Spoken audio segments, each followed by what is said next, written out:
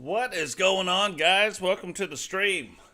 We're going to jump into this real quick. Let's do a quick preview, though. The first four matches of the evening are going to be part of Wrestle Wars Round 3. So, you know Totes needs to defend some title belts. So, even though this is part of Wrestle War, Totes so far has been the only one to do this. He is putting the $1 Million Championship on the line tonight against Sting. Peyton will face off. No, he won't. That is not the right match. That is weird. Now I gotta look at it. Every time I see it, I want to look at it. Let me see if I can find what the right match is supposed to be.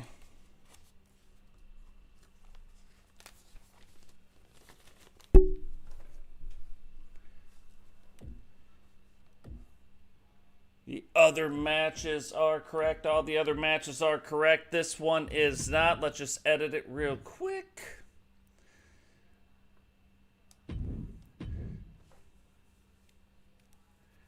This is supposed to be Recon Delta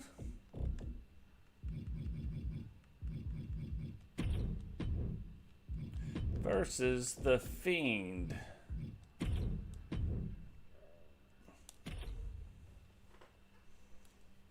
All right, easy enough. Easy enough. While we're waiting on this, what is going on, Dubs? Welcome to the stream, brother. First one in. Blaise Radio, welcome to the stream. Temple. McWayne, what is happening? Digital Dogs, welcome to the stream. Witcher, what is going on? Sister, welcome to the stream. And then Brian, G100, welcome to the stream.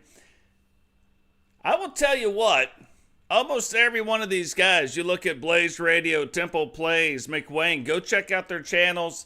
Drop a subscribe on them. Dark Witcher, the same. She does some stuff too on the YouTubes. Go check them out. So these first four matches here, directly related to Wrestle Wars. We're going to have the United States title on the line tonight. We're going to have the Outlaw Championship on the line tonight. The Light Heavyweight Championship, and slightly new look for Eagle Star. And then my favorite match. I wasn't even going to put it in, but it's my favorite match. So Digital will be putting his hardcore title on the line in a 4-man table elimination match. They're a lot of fun. They're a lot of fun. I almost think it's the way that the hardcore titles should be fought for moving forward, period. But before we get into all that, $1 Million title belt on the line here tonight. The Four Horsemen and Team Sting going head to head. The following contest is scheduled for one fall and is for the Universal $1 Million Championship.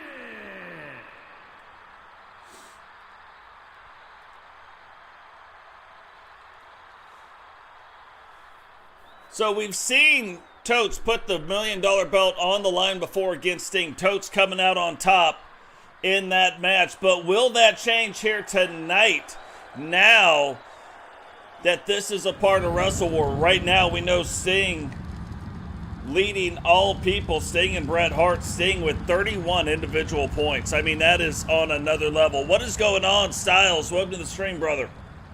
So that is on another level. Bret Hart sitting at 26. Now, we know in the last one that Bret won his match. In order for Sting to stay on top at the end of round 3, he needs to get the win right here. But you're also looking at a little bit more than just points being on the line. The $1 Million Championship also on the line. We saw in the last episode that Sting finally beat Roman Reigns. Roman Reigns again too was on a crazy winning streak. So Totes ends up losing the United States title to Vipiro. Vipiro on another crazy streak right now as well. And then Totes challenging why both men are at their height, Roman Reigns, and then Totes ends up coming and absolutely squashes Roman Reigns, which is weird. We've got some things out to the WWE, trying to figure out what exactly happened. But you can see right now, Totes, the first ever to win both of the top Universal title belts and hold them at the same time.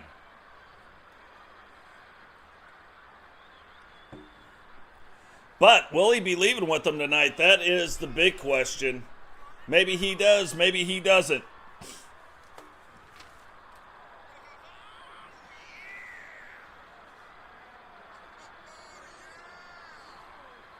Another crazy thing, too, coming up in the next episode will be the conclusion.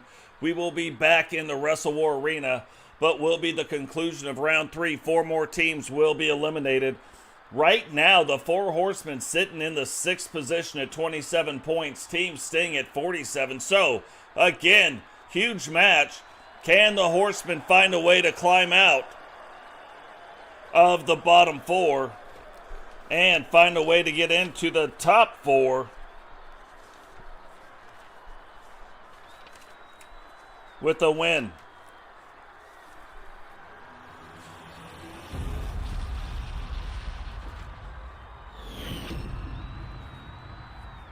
Introducing the challenger from Venice Beach, California, weighing in at 259 pounds, the Icon. And his opponent from Huntsville, Alabama, weighing in at 258 pounds, the Universal $1 Million Champion and the Universal World Heavyweight Champion, Frankie the Reaper Fingers. So Totes again holding on to both of these titles, but right now he may have even considered just stepping back from the Universal $1 Million Championship, but he is on a historic run, defended this belt 8 times. The 3rd title defense was against Sting, and Sting getting a chance right now to try to end it before it hits 9. Or will it hit 9 tonight? Really, even more than Sting wanting to win it, the 4 Horsemen as a group need to win this match and need to start clawing their way out of the bottom 4.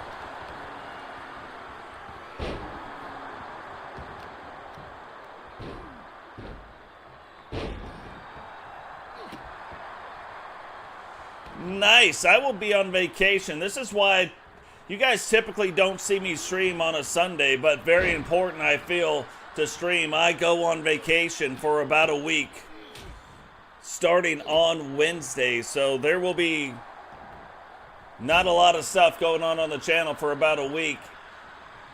So wanted to make sure that we can get some of this stuff in. There may be a small chance, I mean, I leave early in the morning on Wednesday.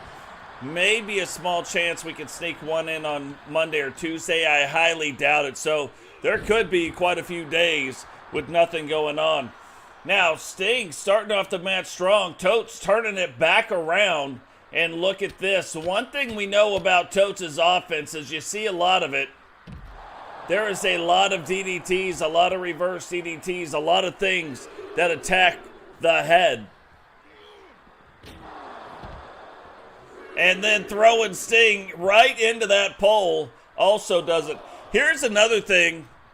If you guys watching right now have the game and want to see a super cool arena, we just made an arena, WCW Bash at the Beach. Go check out that arena. It is badass. Go give that thing a download right now. You can find it using the hashtag Totes. That's hashtag TOTES under the arenas tab. So go check that out. Sting getting things turned back around. And you can already see,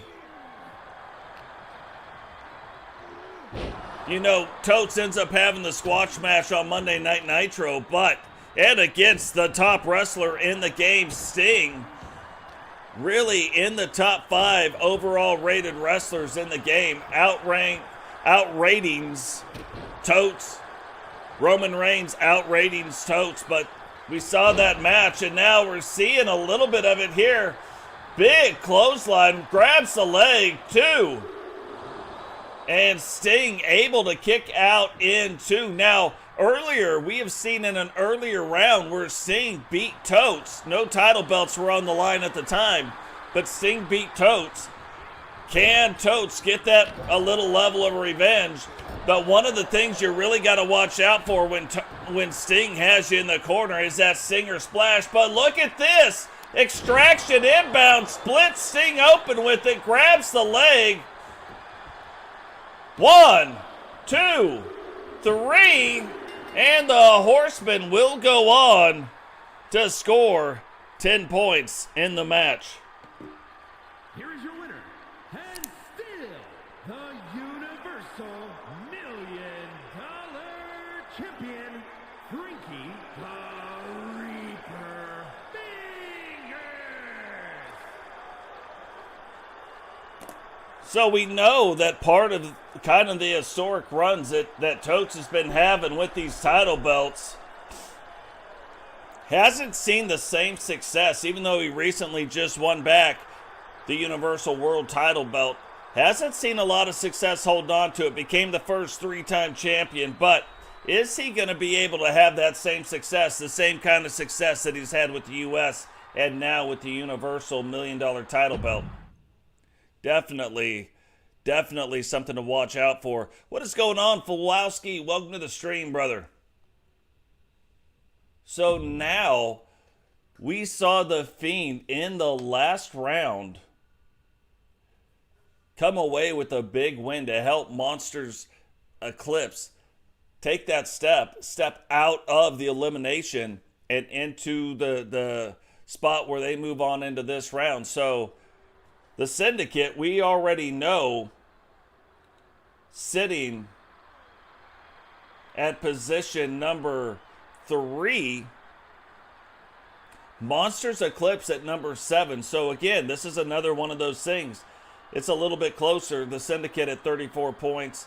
Monsters Eclipse at 27. And the brand new look of our newly crowned King of the Ring. Representing the Syndicate from Elysian Fields, weighing in at 252 pounds, the Ring of Men's All-Star Champion, Recon Dalton. What is going on, Iron Taylor? Welcome to the stream. Yeah, guys, on SWW, me and Iron Taylor hooked it up one time for the United States title. I was defending, I win. Then Iron Taylor goes on to win their world title belt, and I get a shot at it, and Iron Taylor, it was a great match. It was a banger, but Iron Taylor ends up beating me to retain that world title belt. It is a really good match. I believe I even shared that stream out onto our Twitter, so definitely go check that out. But yeah, Recon Delta finally decked out in this King of the Ring attire for his reign as king. You guys remember back the King of the Ring pay-per-view, what actually happened was Recon Delta beat Totes to become the brand new, the very first WCW King of the Ring.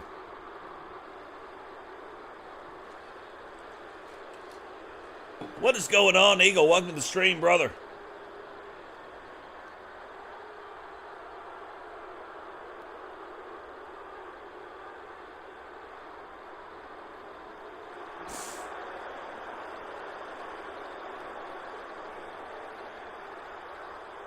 Look at the state of this guy.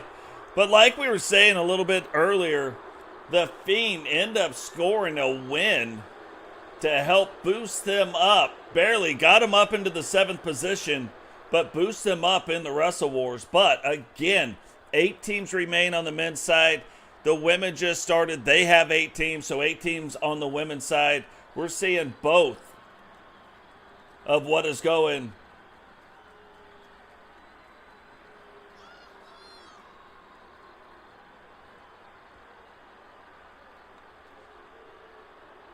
So both of them working their way up and just getting out of it. But he is going to need another performance like that because, again, we're looking at that. Monsters Eclipse and the Horseman tied at 27. We just saw the Horseman take that win, so that pops them up. Is Monsters Eclipse going to be able to do the same? But again, the Syndicate that's sitting at number 3, sitting at 34 points, they can't afford to lose this either. If you're looking at 10 points for a win, a pin and a win, that's 10 points. A submission and a win is 11 points. So that starts knocking the Syndicate back down. So really looking at this, where it wasn't such a big deal for Team Singh, because look, 47, the Horseman's still 10 points behind them. But it is a big deal if you're not 10 points ahead, and the Syndicate is not. So big match coming up right here. Can the King of the Ring take advantage of maybe a mistake the Fiend makes? But we all know, we've seen a lot of matches with the Fiend. It takes an absolute beating, and the Fiend loves pain. So 6 in one, half a dozen in the other. What are you going to do? You know what I mean?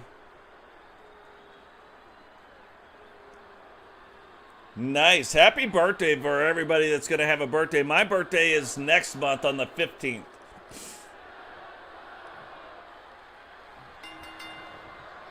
I'll be 49. I know. Crazy. I have a son who's 30. That just makes me feel a little bit older.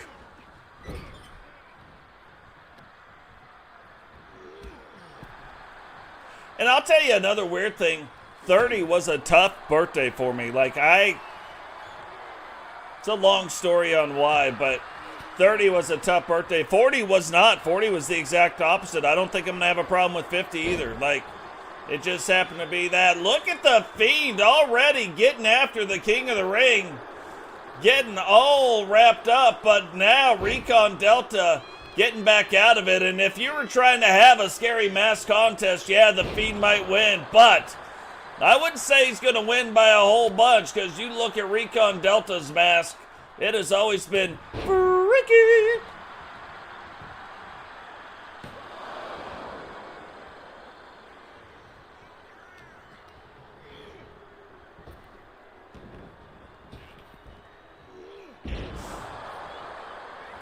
Well, that's what's funny. So look, 40. My wife is 54. Yeah, she's a cradle robber. She's 6 years. You know what I mean? Now that we're getting older, it's not as funny. It was way funnier when she was in her 30s and I was in my 20s. Now people are like, 48, that is not robbing the cradle, bro. Nice, Witcher. Nice.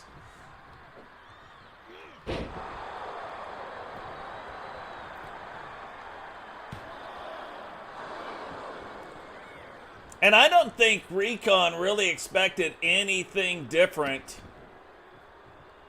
from here. He went for the pin just to kind of maybe slow down the match a little bit, maybe get a breath in. But the Fiend able to kick out and won. Recon wisely staying in control of the match. And now the Fiend, hard to see it, but split open underneath the mask. That might have been the wake-up call he needed. Maybe getting a little bit of blood in his mouth, tasting the blood a little bit, has woke him up, and now starting to get on a roll. Recon realizing he's got to get to his feet. Realizing staying on the ground against the Fiend, not the place you want to be at. And the Fiend returning all sorts of favors back to Recon Delta. Recon trying to escape the ring. Fiend all over that. Now on the outside of the ring with him. And this is going to be the thing that Recon really... Oh! You didn't know? Yeah, out of nowhere, the Sister Abigail... Recon really just fighting for his life. A huge clothesline. So a lot of big moves now happening on the outside of the ring. You can win the match. But again, it gets even more important that you don't win it by a countout. You end up putting 4 to 5 points on the table. Now, when you did it early on, and we've talked about this, but when you did it early on in the tournament, you're talking about 1 point. We saw Cameron going up against an opponent and absolutely getting monkey stomped, just getting the crap beat out of him. Got to the outside of the ring, got in one move, jumped in the ring, and picked up the win. It only cost him 1 point. Instead of gaining 4, he got 3 points. That wasn't that big of a deal. But now you're talking the difference. If you're talking about a pinfall win, the difference between 10 points or 6 points. And that's quite a big difference, especially when you're looking, these guys chasing the Hart Foundation right now, chasing Team Sting. They need every point they can get. He went for it, but the Fiend somehow supernatural blocked it and reverses it back around, puts his move on, and is this going to be it? 1, 2. He reversed the Delta variant and tried to end Recon's night right there, but instead, Recon able to kick out, but that doesn't mean much for long. The Fiend staying in charge of what is happening in the ring, staying in control, and might be looking to end it right now. Has Recon. Recon, though, kicks out. Can Recon turn it around? And Recon can hit you with the Delta variant anywhere. He can hit you in the side. He can hit you getting bounced into the ropes. Single leg takedown. Looks like he was backing up for it. Whips him now into the ropes. Is he going to hit him? No, but hits him with a big clothesline. And that could very well be the setup that he needs. I think the Fiend was expecting something else, but instead Recon gets after him. Oh, he's getting fired up. Went for a boot. The Fiend gets out of the way. You gotta wonder. Oh, and this is probably gonna do it. Recon fighting, but if he locks it in, I thought he tapped out, but Recon, look, Recon absolutely out. And that was the version of the Fiend's finisher where it was actually the submission version and not the pinning version, even though they look very similar. And now you know the freaky stuff has got to start. The Fiend getting ready. It's freaky time.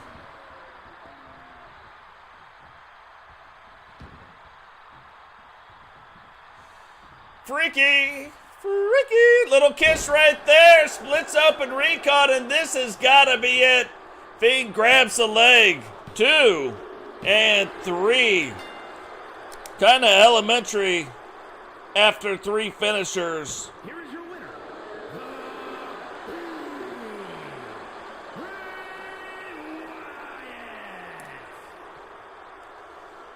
But the Fiend, and now look, to be fair, it took 3 finishers on the King, our current King of the Ring, but it took 3 finishers to put him down. And the Fiend more than happy to help out. And look at this, absolutely, he was in the ring, lights go out, and now, not.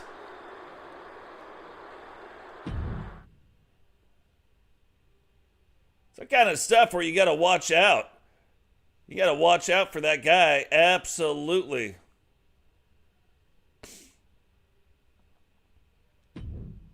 Yeah, it's crazy. Right now, we are down to only a couple spots left. Really, 1 spot, to be fair. I always like to leave one open to help people create their wrestlers. But yeah, really down to one spot. So we've been looking over the roster. We have a lot of people that used to be very active on the channel that are not, so they may be losing their spot for more active people that want to be involved in the WCW. Representing the authority from Capitol Hill, Washington, D.C., the WCW Women's World Champion, the Judge, Julie Justice.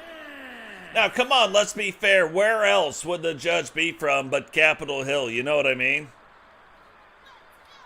Yeah, we're also going to have a show coming up. We're going to watch Jay Savage. It'll kind of be a tribute show to Sid Vicious. We did it for Scott Hall back in season 2. We will do it for Sid Vicious as well.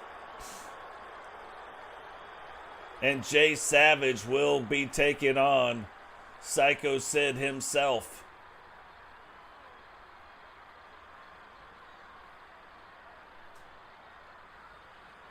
But it'll be a good time. We'll put together like a special pay-per-view type of a deal.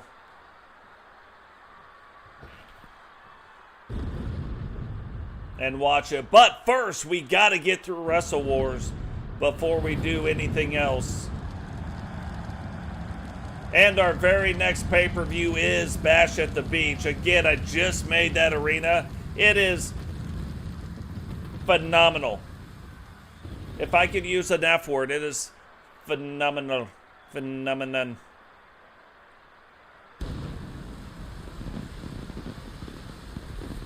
Streamlabs.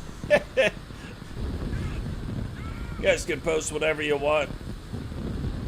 Yeah, don't pay attention to Streamlabs. It's going to tell me I need to make it a moderator. I tried that, and it abused its power. Streamlabs abused its power.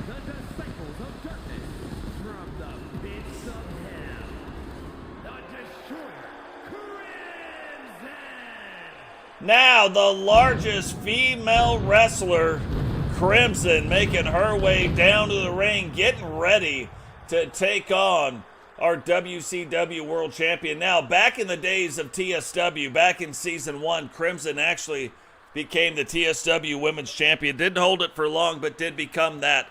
Now, has not had enough or a lot of success against world champions. Has had a lot of success against the wrestlers who are, but if the world championship is on the line, has not had that much success. Has had 2 or 3 opportunities to go after the WCW Women's World title and has been beaten every single time. So, kind of another big match for her. That was against Ozzy. Can she prove that maybe, even though this has got to do directly with Wrestle War 1, maybe, does she deserve to get another shot at the judge, Julie Justice? Yeah, that's what I'm saying. Don't pay attention to what it says, Iron Taylor. You can post the link if you'd like. The only way you know it's wrong is if I delete it. You know what I mean? And I don't delete a lot of things. So, look at this. She's got her up and then gets her over. An absolute show of strength by the judge. The judge wanting to pass the verdict. If she can get the verdict in here tonight, could end up scoring 10 points for her team. But Crimson wanting to get her team off to a fast start as well. And that's why it's even more important in the women's matches. The men, they're in positions. Right now, all the women are tied. So every single win, every single pin, every single knockout, every single submission is going to matter because they have a very short time and half the field is going to be stopped and cut out.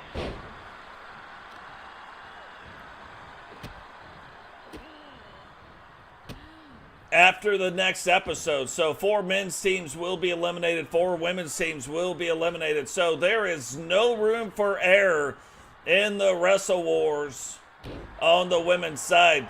Now, because of that, there will not be a team on the women's side eliminated. It's not the same on both sides. So, but then who knows what comes out of it. You may see some teams break up because of how bad they did in Wrestle Wars, or you may see some new teams form because of how well they did in Wrestle Wars. All of that yet to be seen. We will definitely have to keep an eye out. Like right now, the Authority is a tag team. It is not an actual faction. But what happens if the team led by our current WCW Women's World Champion, what if they do well, baby? She gets court in session, but right now trying to pass the verdict on to Crimson. Crimson, though, gets out of the way and then doesn't get out of the way. Verdict has been passed. Is it a guilty verdict, though? 1, 2, 3, and the judge comes away with 10 points. Here is your winner, the judge, Julie Justice. So the Authority getting off, scoring the win, getting the pin, and popping up 10 points on the women's side. So going to be very interesting to see what goes on. Have some very interesting matches moving forward.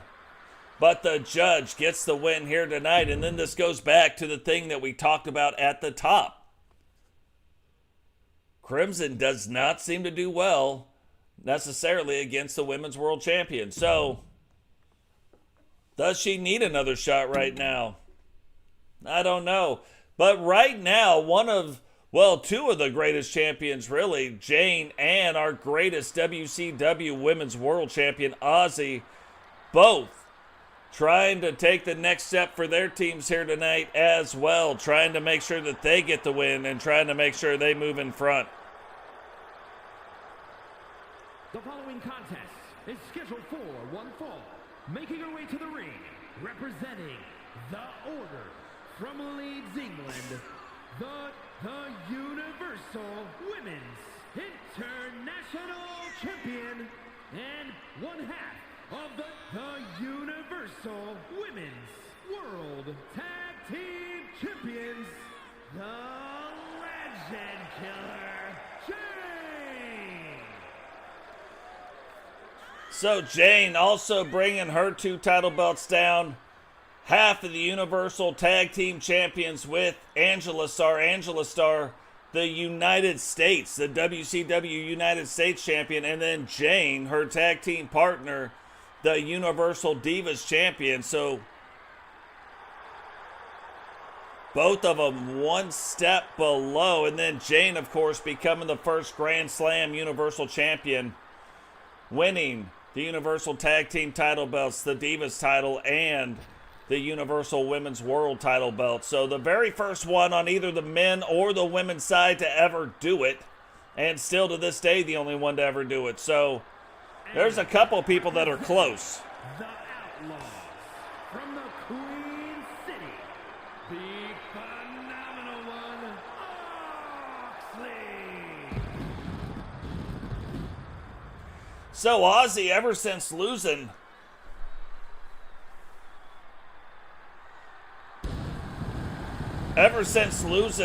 the WCW Women's World title belt, a lot more loosey-goosey. A lot more, she was a little more straight-laced, but now teaming up with Rebecca Dawn in the tag team. And now both of those women looking like they may be wanting to go after some tag team gold as well. So definitely something to keep an eye on. And it's crazy to think you got a world champion all of a sudden now wanting to step into the tag team division. So that'll show you how competitive the women's divisions are. But Ozzy also wanting to eventually become a Grand Slam champion. But I don't think she's ever even won the Divas. She's won world titles, but hasn't won a lot of the mid-card titles, and certainly has not won tag team title belt. So now that they're in that division, most certainly they're going to be going after that.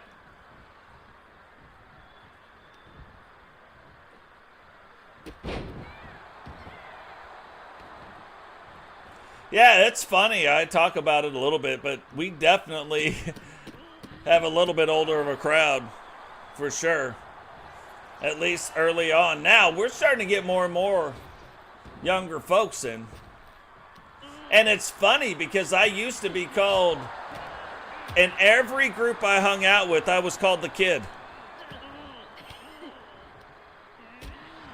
Or junior. I was always the youngest, but it's not working out that way anymore, so.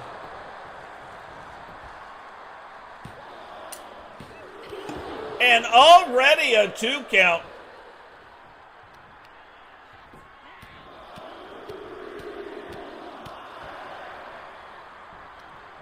Now, it was kind of interesting. There was an interesting move, and now look, Ozzy, it's doubly funny now. Ozzy took advantage of that, but Jane early on blocked the elbow and kind of backed up, and so this time faked it. Jane went to block it, and she used that to her advantage and then went in to that feint DDT. And that just shows you why Ozzy was the WCW World Champion for so long, was the first, and then defended it 11 times, just recently losing that title belt to Kylie. Kylie then losing it to the Judge, and now the Judge having defended it 1 time, really 2 times. Somebody tried to cash in on her, Witcher tried to cash in, but she was able to hold on and retain that title belt. Now Jane starting to get things turned back around. And Ozzy playing a little bit of possum. Jane went for her finisher. Thought Ozzy was going to go for hers instead, but she went to try to get the last dance of Mary Jane in. But that usually means, that move usually is the prelude to Ozzy's Yellow Brick Road. Oh, look at that. Holy Moses. Jumping off, little Pele kick right to the top of Ozzy, and here it is. Can she get it in? Last stance of Mary Jane, and now going for the nonchalant pin. 1, 2, and Ozzy able to kick out. And 2, now Jane, not that she didn't know who she was in the ring with, but probably realizing it just a little bit more now. And again, gets her again with the Pele kick. Ozzy trying to cover up down on the ground. The referee right on top of what is going on. And now, oh, back and forth, block after block. Thought we might have been going for it again, but instead hits her with a cutter. Is she going for the pin? No, gonna set up. Apparently, there might be 2 last dances. Ozzy says she's not having it, though. Whips her into the ropes. Huge elbow this time. And is she setting up for it? Is she getting ready to hit her with the Yellow Brick Road? You can see right there on Ozzy's upper shoulder the Chinese symbol for soup. It's a lot of dedication to soup. And here we go, Yellow Brick Road time. Grabs Jade. Is this going to be it? 1, 2. And Jane somehow kicks out in 2, and you just don't see people kicking out of the Yellow Brick Road. But we're seeing it right now.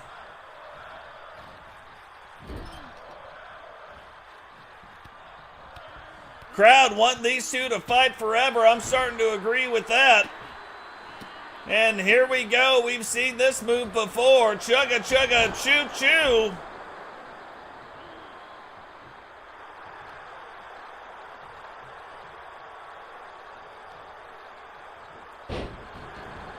And Jane turns it back around, misses with the overhand right. Ozzy ducks that. Jane now taking her, putting her up against the ropes. And what is this? Using the ropes to get that foot all the way up to her head.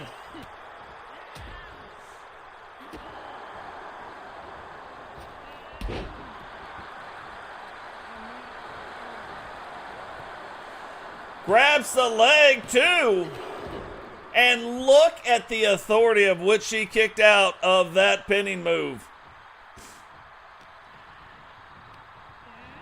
Jane probably realizing the kind of work she has ahead. It might take at least another yellow brick road. Ozzy getting the hands going before Jane can get hers.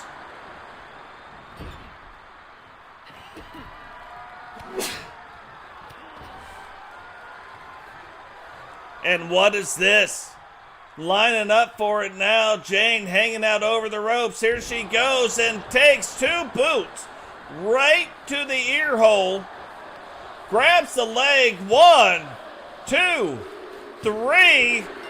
And I got to tell you, I probably would have gave up right there too. You kick me in the head like that, forget about it. Here is your winner, the phenomenal one, Moxley.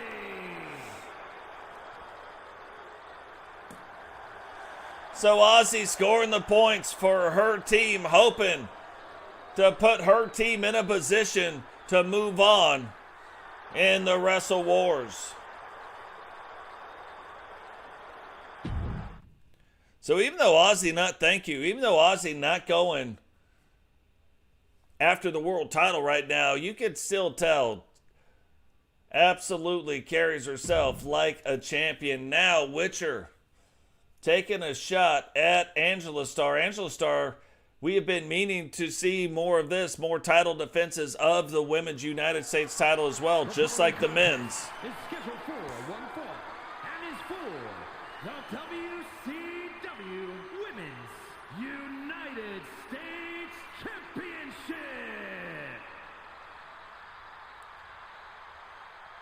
But with the last two tournaments, with the King of the Ring and with Wrestle Wars, those two tournaments happening back to back, we have not been able to see the title defenses of these title belts where they need to be at. So getting a shot here tonight,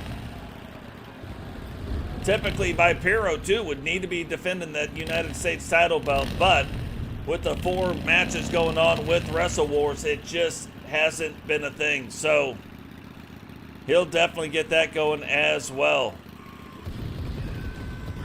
What is going on, Sentinel? Welcome to the stream, brother.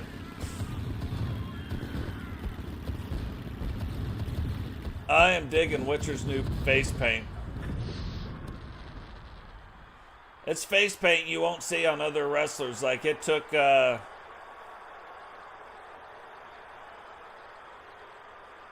overlapping images to make it happen.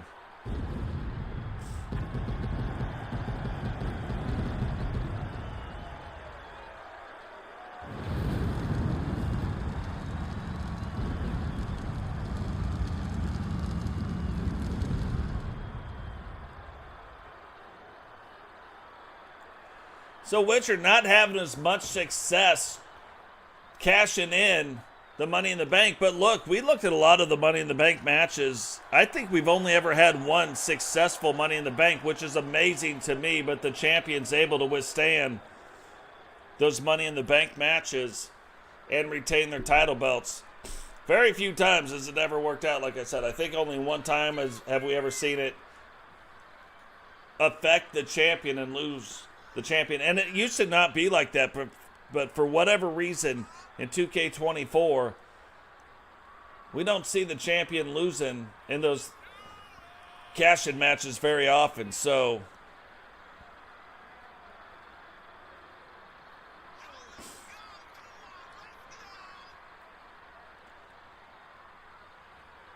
but Angela Starr, just like her previous tag team partner, now hoping she does a little bit better. This is not for any points. This is not for Wrestle Wars of any sort. but it is for the WCW Women's United States title belt. So Angela putting that title belt on the line right now.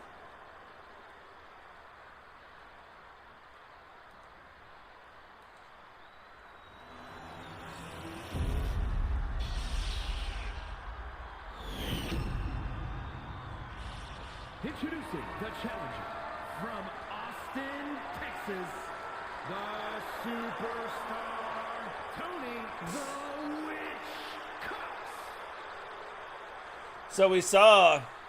And her opponent from Birmingham, Alabama, the WCW Women's United States Champion and one half of the Universal Women's World Tag Team Champions, Angela Starman. So the history of the United States title in season 5, the beginning, the very first season of WCW, we saw T. Jones win and then go on to defend that title for the rest of that season. Nobody took that title belt from her in season 5, defended the belt 6 times. What's crazy about those 4 title defenses is, or those 6 title defenses, is 3 of them were 4-man elimination matches that TJ won. She won it for the title. You did it twice to defend against the title. So it's hard to win a 4-man elimination match, and then it's hard to, 3 of those times, 3 of the matches, that's what you defended it on. So very tough. Heather ends up winning it in season 6. Jane takes it from her, defends it 1 time, then Bobby Hart wins. T. Jones becomes the second 2-time, and then Angela Starr wins. So this is Angela's first shot at a title defense, and it comes against Witcher. Will she be able to beat Witcher here tonight? Now, another kind of funny thing about this, in the 2 title defenses during the 4-way elimination match, it came down to the last 2 being Rebecca Dawn. Rebecca Dawn and T. Jones were the final 2 in those 4-way title defenses. So, absolutely crazy. But we definitely need more title defenses. So, we need to see the Divas title defended more. We need to see the United States title defended more. On the guys' side, we need to see... And we need to see on the women's, the light heavyweight title defended more. We need to see the United States title defended more. We need to see the $1 million title defended more on the men's side. So, lots of titles that need to get defended more than the world titles. The world titles have established themselves quite well. Now we need some of the mid-card titles to take precedence. But now,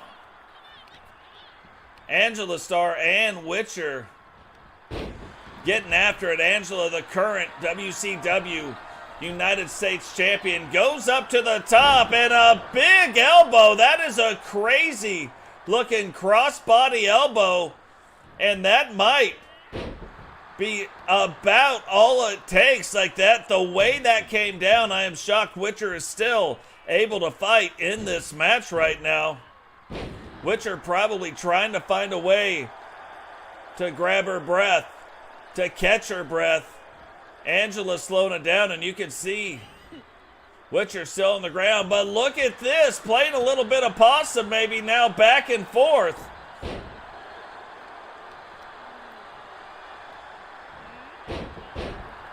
And most people know that Witcher can end a match with a quickness, so...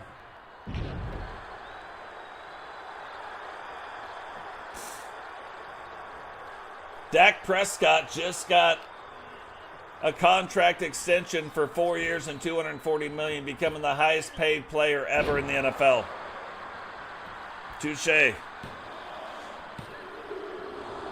And already a 2.5 count. I wasn't even going to count it, but then there it is. Hey, what is going on? R2K, welcome to the stream, brother. Herbie, welcome to the stream. You guys should go check out R2K. I don't know if it's necessarily his last video, but one of his later videos, R2K and Totes had a match, and he put that up on his channel. It was an absolute banger. Great match. Really could have gone either way.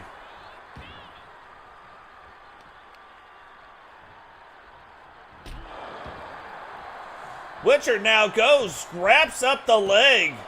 2. Oh, not even a 2 count. The United States champion kicking out in 1. But here we go. Is this going to be it?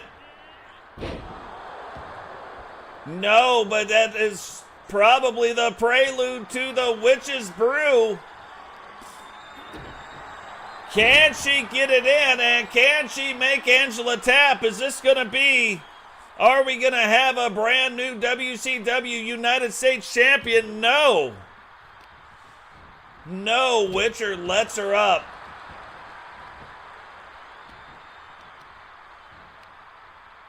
Witcher lets her up, and you can see now, based on her finisher, the Witch's Brew, why she is going after the midsection, why she is attacking the back, and even the head. When she gets it locked in and she's wrenching back on you, it's a lot of pressure right there on your neck and on your lower back. So Witcher attacking those 2 spots right now.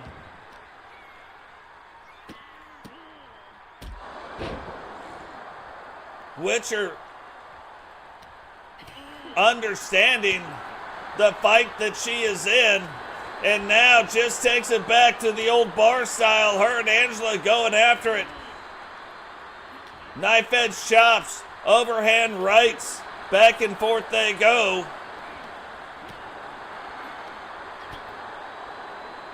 Both of them trying to gain the advantage. Neither one of them seems like they can do it, but a huge boot upside her head. She took the boots upside her head. Now goes and drops down. Huge leg, grabs the leg too. And is she gonna do it again? Oh, what is this? The Order of the Phoenix saying, hey, oh, this is her finisher. Is that gonna be it? Goes, rolls her over. 1, 2. And Witcher finds a way to kick out in 2. This is wrestling. Now is Angela gonna take and use that exposed post back over yonder to her advantage? No, she does not. Witcher gets back out, gets 2 clotheslines in. Oh, grabs the leg. And now Witcher getting fired up. Goes for a pin. 1, 2, 3. And we have a brand new WCW Women's United States Champion. Here is your winner, and new WCW Women's United States Champion, the Superstar, Tony the Witch Cox. So you can see what a fight that was. But Witcher able to come out on top and become the brand new WCW United States Champion. Again, these end up mattering because it ends up making these wrestlers better, especially going in to Wrestle Wars where they're at right now. So, absolutely crazy. Now, I'm going to go grab a drink real quick. Why these guys are making their way down to the ring. So if you need to grab something, go grab it real quick. And we will get right back to the action in just a moment.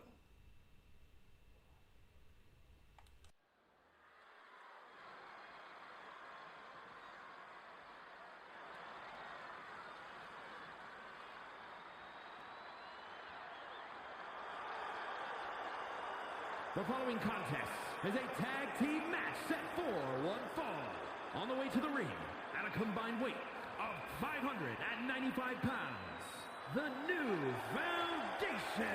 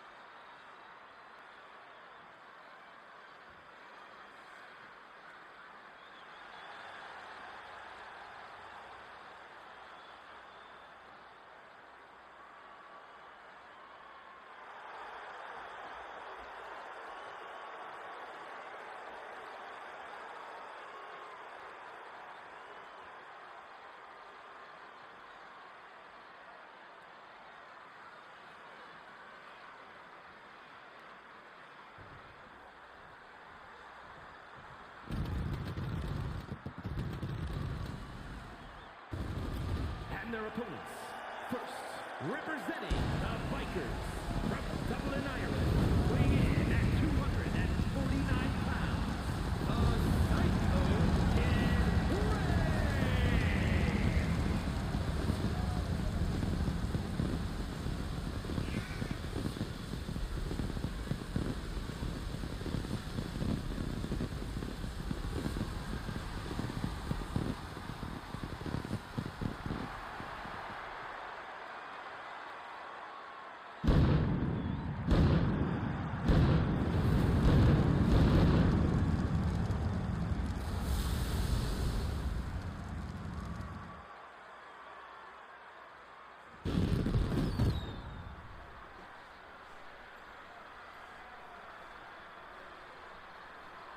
So interesting, the Bikers choosing to come down with separate entrances, but something I'm going to have to look into.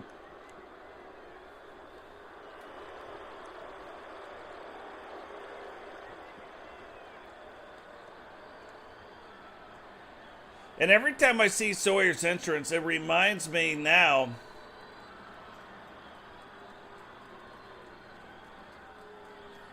of what a great job they did with the lighting of Jade Cargill's entrance. So lighting definitely becoming a bigger thing with some of these entrances moving forward. And it makes me wonder now going in to 2K25, what's going to happen? Are they going to cut back, not do a last gen version? And then what's that going to mean as far as the capabilities go? You also have the PS5 Pro coming out, and there are going to be games really tailored to that console. So it's going to be another interesting thing to see as we move forward. Something to keep an eye on anyway. How is that going to help us out in our universe?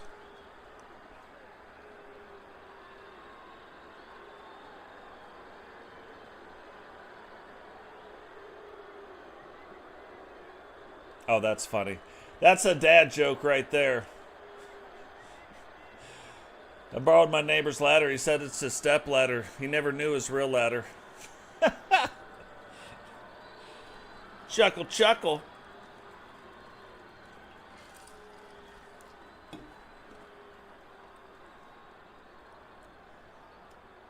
But now, one of the most interesting things about this match, I know some people think maybe the booking happens on accident.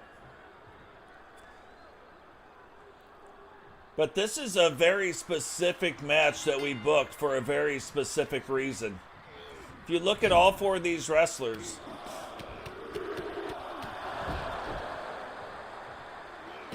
all four of them need a win. The Bikers right now not on the best streaks, but needing the win. Sentinel and Paul not on the best streaks, needing a win. And it's funny, it's almost like the curse of the World Championship. Blackheart wins the World Championship. All of a sudden loses it and then goes on a crazy losing streak. Paul wins the World Championship, loses it, then all of a sudden goes on this crazy losing streak. So trying to come back from that right now. Bama also trying to make sure that that is not the way it goes during his reign as the champion.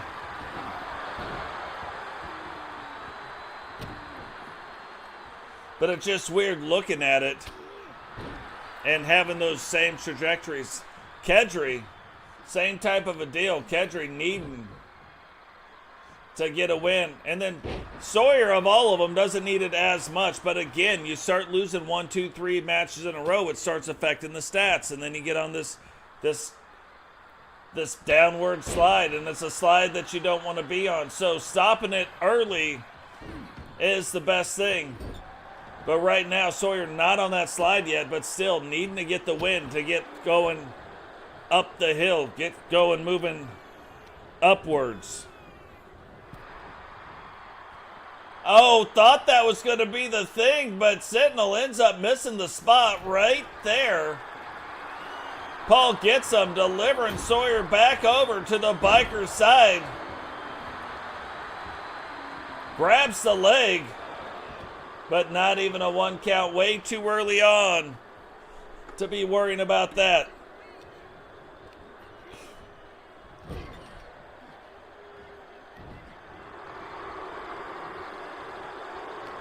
Oh, Sawyer stops and takes the pole, whips him now into the corner.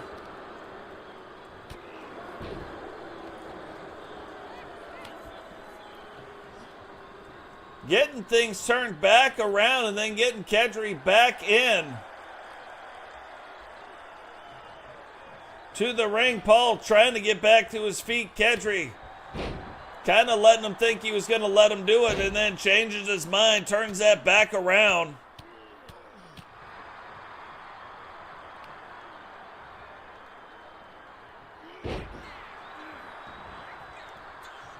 Yeah, and it's crazy. Like, this is the stuff I'm talking about. You can't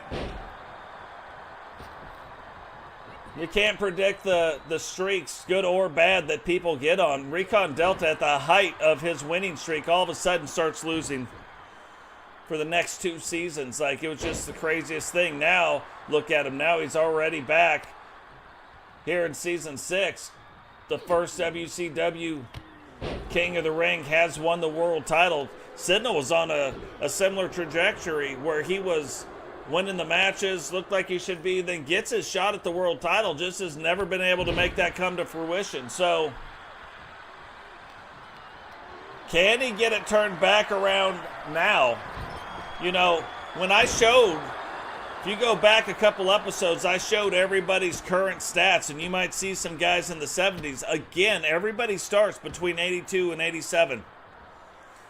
You see Totes. You see Vipiro hit 90. We have a few that have hit 90. They won't stay there because, again, their ratings fall between 82 and 87.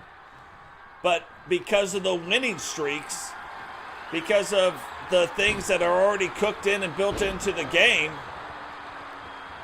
you can go up or you can go down. We look at Herbie. Herbie's sitting at 76. Then we've got a guy who was at Dragunov, I believe, who has a couple of the things going really not in his favor, sitting at 70. Again, started at 82, all the way down to 70 already. Now, it only lasts for a couple weeks in game, or 10 weeks, or 7 weeks, or whatever the thing is. Like, there is a duration of time, but still, at the end of the day, it happens. So that's how these ratings, that's why the winning does matter. Losing does matter. You don't want to win or lose too many things in a row. So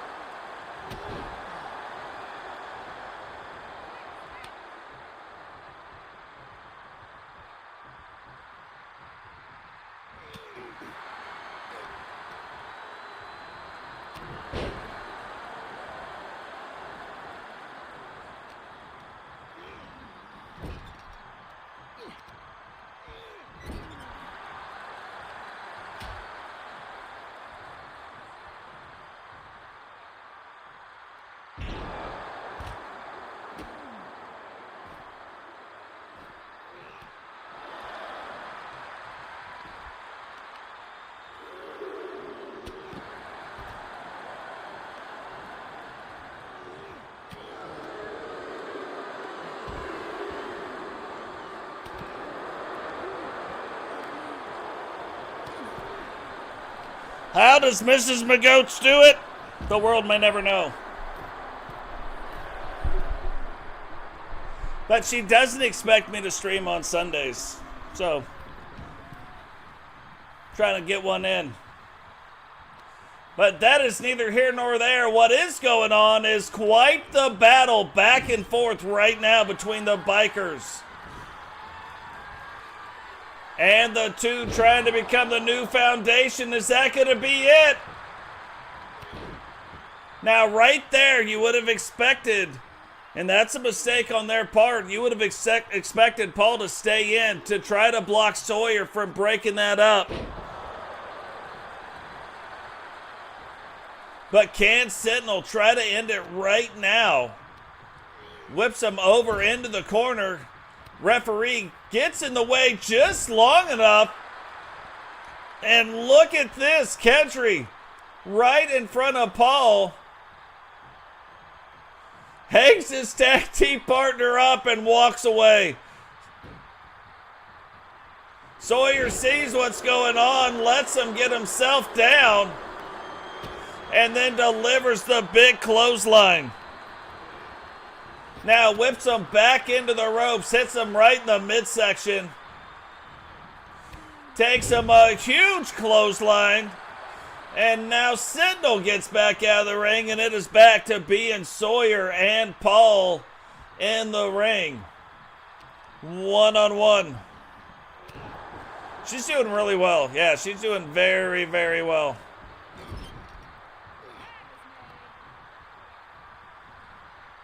It's just funny. She's got impeccable timing.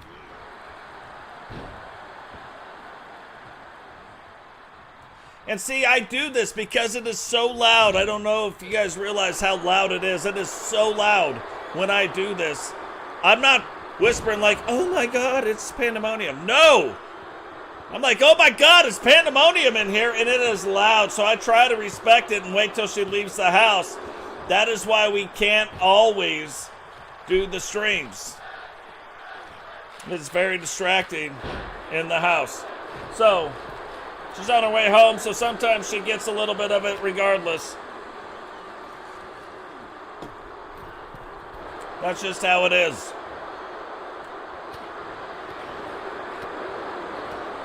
And look at these guys back and forth. Huge 360 spin around as Kedri see it. And again, not even a 1 count. Bikers playing this smart. Now we saw the same type of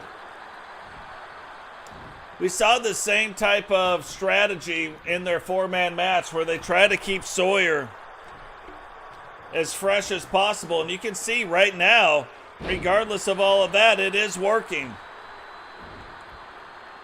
As far as him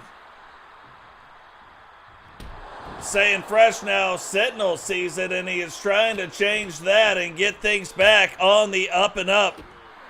Oh, they do, for sure. My neighbors, they know. It's kind of funny.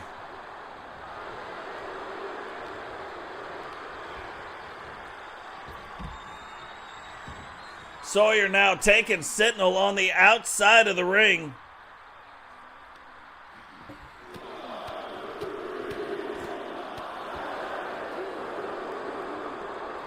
And pulling up. Way short of 10, but Sentinel doing the thing, or Sawyer doing the thing that he loves to do, and that is the hardcore style matches.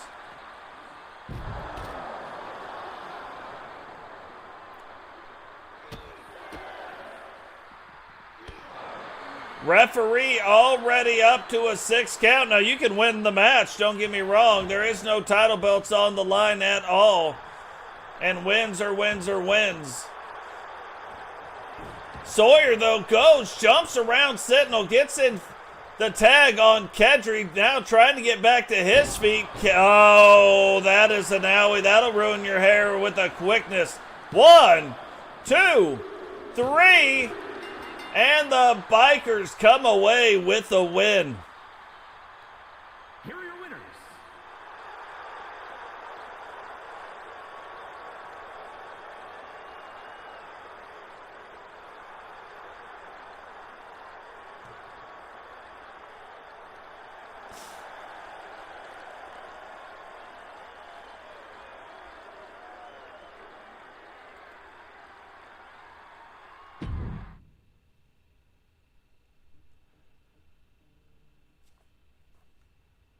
So coming down now to the final few matches of the evening. Now, from here on out, title belts are going to be on the line.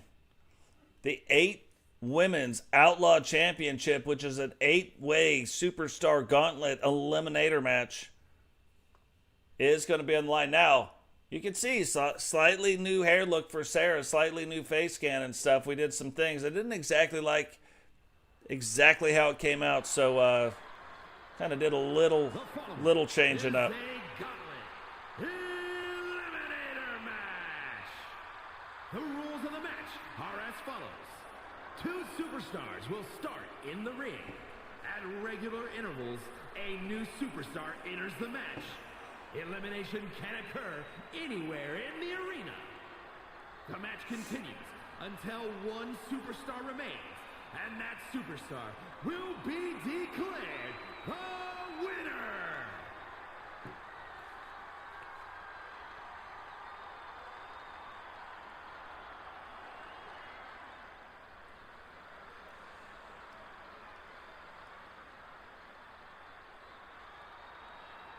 And representing the red faction from Shangri-La, Pee-wee.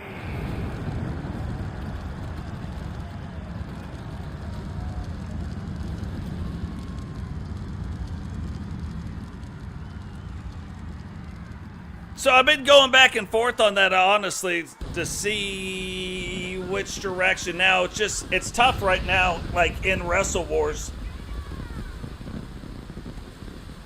It's tough in Wrestle Wars right now to do it with any faction that is still in Wrestle Wars. So I've kind of been, I'm like, well, maybe some of this stuff should play out a little bit. Or maybe you're anti-faction. Maybe you're the anti-faction, like a Goldberg or a Sting or something. So don't quite know, but it's something that I've been looking at. I've got some ideas. And then one that I'm trying to avoid is then taking the obvious thing to do, right? I take you and Jakai and make you a tag team, right? That maybe it grows into a faction. So I don't want to do that. That's like the obvious thing to do. Generation X from the Garden of Eden, Allison Wagner. So Allison Wagner now making her way down to the ring. There's also another thing. It's way bigger than that might happen.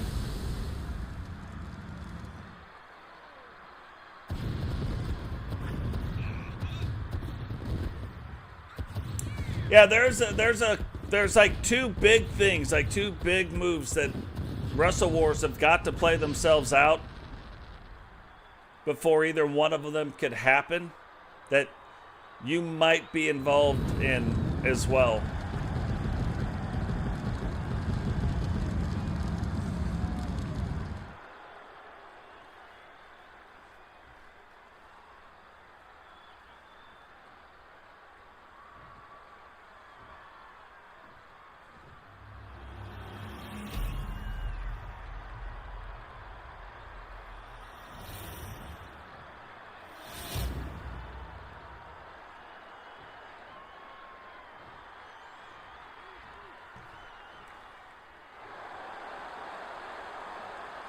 It's one of my favorite title belts right there, the Outlaw Championship, the men and the women's. Pretty cool looking belts.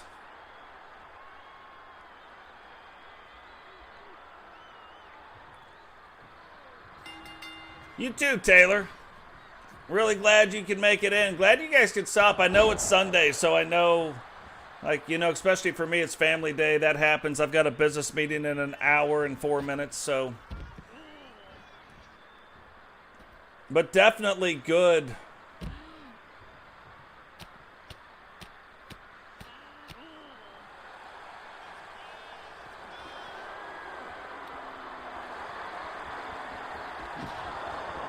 That you guys get to stop in. And right now, Penny and Allison Wagner getting after it. Again, no rules in this match. You win by pin, you win by submission. It's all random. We have no idea who is coming out. We have no idea what order people are coming out in. Even the champion. So definitely things that we got to keep our eye on. The champion could have started this entire match. And this is one of those matches, it would be very hard to try to win the match from position 1 or 2. Like, you're going to see why here in a second. You can't have more than 4 people in the ring at a time. 2 minutes in between. Like, this is just one of those, like, when it's a guy, there's blood and there's blood everywhere by the end of it. Pinfalls can count anywhere. Anything can go anywhere. People can go anywhere. Referee can be anywhere. They can use any kind of weapons they want to use. So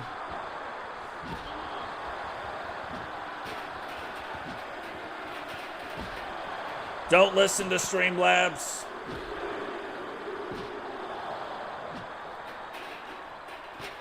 So who is going to be the next one out of the gate?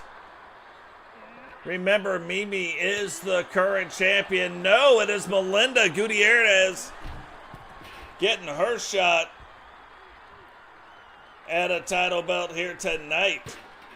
But again, it's going to be super tough to try to win from one of these first 4 positions. It just, not just position 1, but position 1, 2, 3, or 4. Melinda also working with a new moveset here tonight. Not completely new, but tweaked. So looking how that is going to affect whatever. Penny over there doing the laughing. Allison doesn't think it's funny apparently and gets after Penny. Right there, Melinda's sitting back. Letting the action happen. And what is that? That would end somebody's night with a quickness. And it is interesting, but almost looks like Melinda has gotten some coaching from somebody backstage. You can see kind of an all-new purpose that she is fighting with. Allison now takes Penny down, goes, rolls up the leg. 1, 2, 3. And after that move from Melinda and then right back to back with Allison, not shocking that Penny's night is over. Now Melinda getting hit with the guitar. Allison then taken and DDT right on top of the remnants of the guitar. And Melinda able to kick out in 1.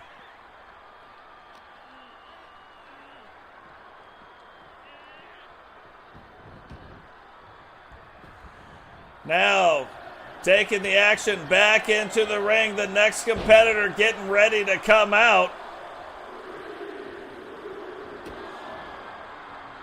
There is one. Look at the state of that. And Sarah making her way down to the ring, but not even running. Melinda putting Allison out. And now Melinda sees Sarah is the next one that is going to step in the ring. And these two will get after it now. We also looked at a lot of the slider tendencies, so we should see a lot more of Sarah flying off the top rope.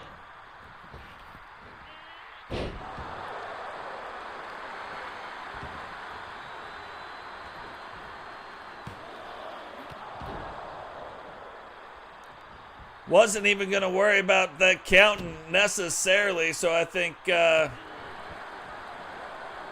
I don't think she was laughing either after that one.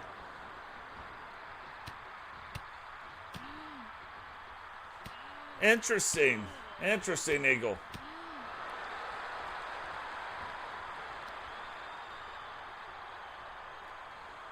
Oh,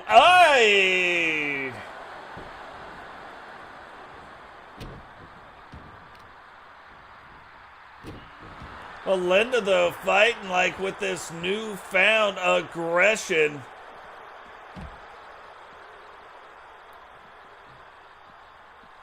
Now, I wonder, is it going to come out who she might be training with, who she might be getting her advice from backstage?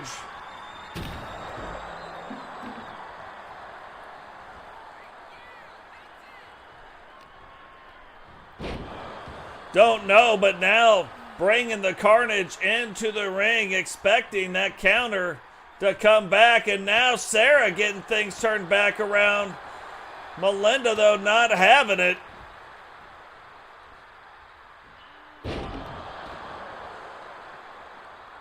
And again, dumped right back on her head, so definitely.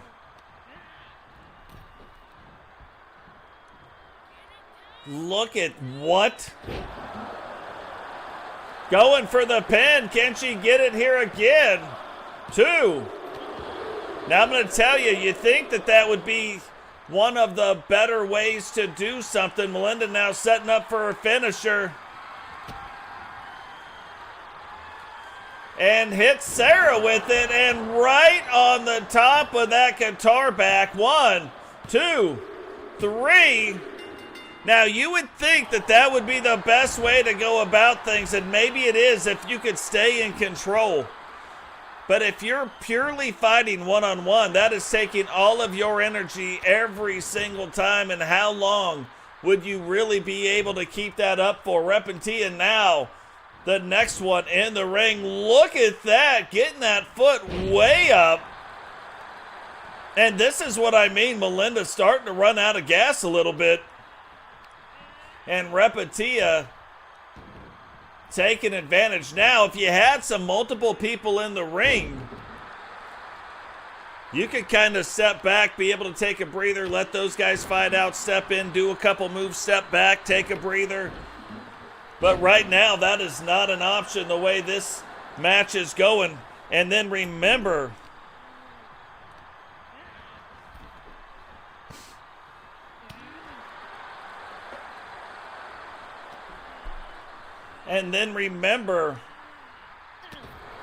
the champion hasn't made her way into the ring yet either.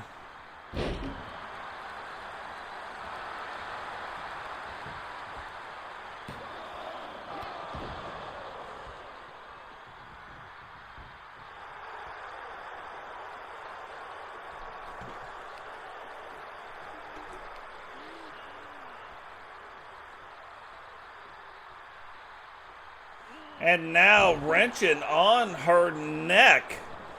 And this is kind of, I did want to see Sarah's new moveset, but Melinda on another level in this particular match. Not having it, not letting her get in very many moves at all. Repentia trying to turn that around for her fellow gatecrasher. And now Lexi Hart on her way down to the ring. Remember, Mimi is the current champion, and I believe we only have 2 left.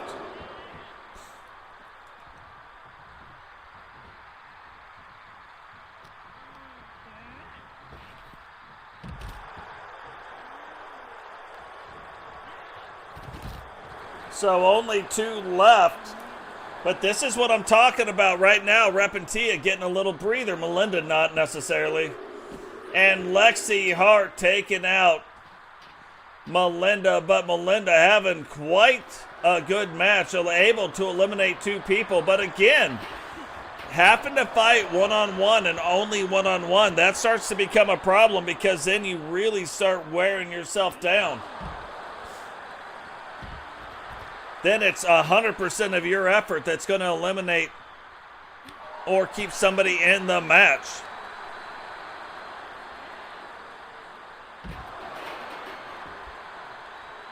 Yeah, tell Tammy hi. For sure.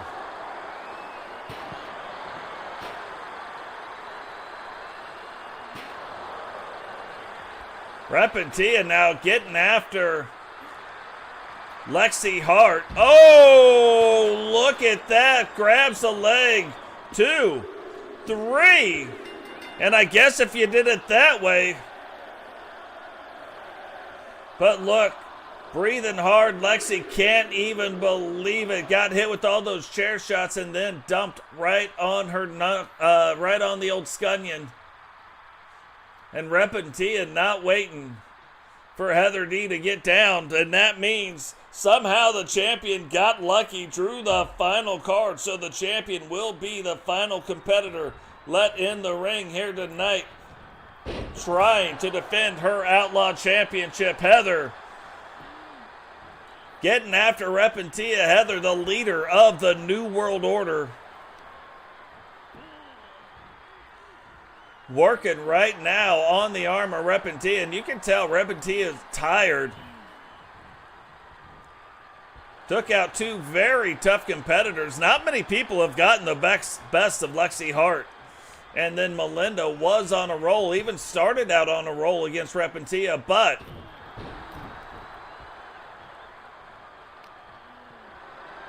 Repentia not having it and getting that turned back around, back in her favor, and now trying to get it turned back around here.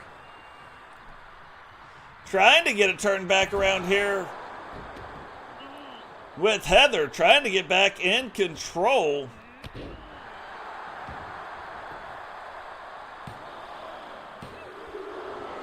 And already a 2 count. Now we know the champ getting ready to make her way down to the ring shortly. Repentia gets the stop sign. Can she? This is the part where, oh no, what is this? She says, what's in your hand? And takes the brass knucks right to the jaw. Heather now grabs the leg. Bark Squad's about to be in effect. And only a 2 count, ends up kicking out in 2. Good girl, Nashi.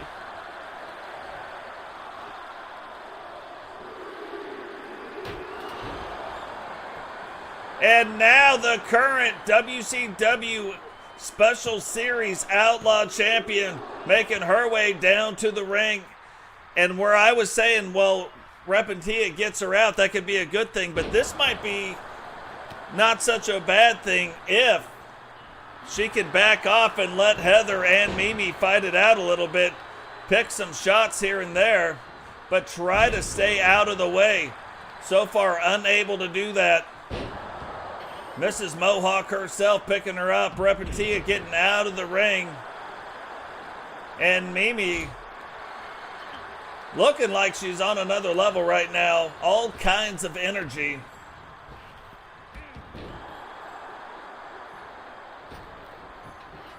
Grabs that stop sign.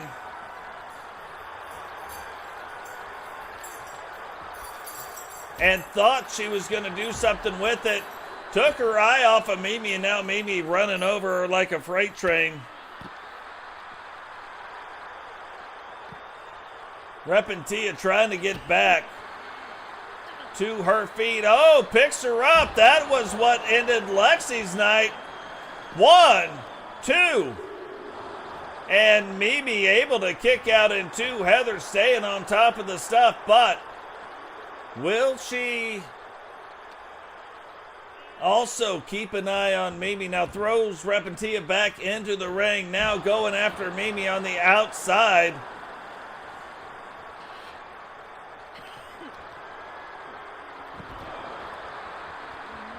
Repentia coming back out, and this could end up saving. Oh, see, no good deed goes unpunished. Ends up saving Mimi at the expense of possibly getting eliminated right here, too.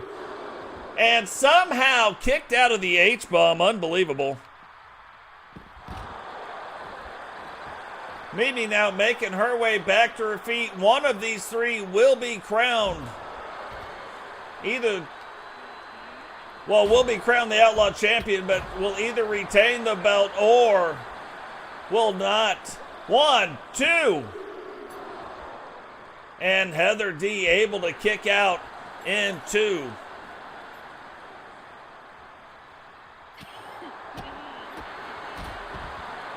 Mimi now letting the feet go. Just missed Heather with that torpedo maneuver. Heather now throws her into those steel steps.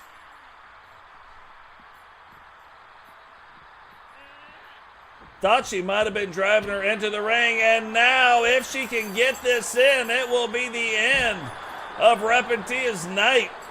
Heather grabs the leg. 1, 2. What? Repentia now hit with 2 H-bombs. Heather does not see the steel chair coming.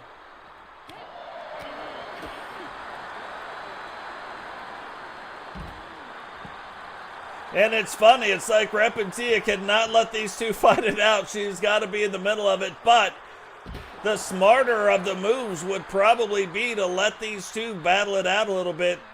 And here comes a third H-bomb, and there is no way. No, she blocks it. Cameraman doing a terrible job.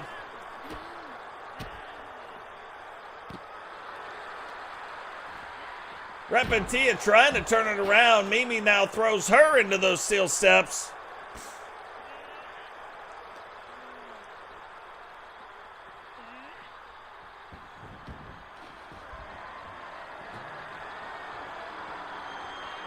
And look at that. Mimi picking up the trash can, throws it halfway across the arena. Ends up hitting Heather. Heather, though, able to turn things back around. Throws Mimi out of the way, gets Repentia out of the way, but Repentia able to get her finisher in.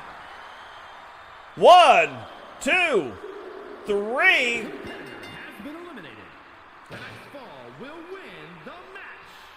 So we're either going to have a brand new Outlaw champion, or Mimi will be able to defend that belt. Repentia now letting the hands go. Don't even know how she's still in the match after all the moves that she has taken on.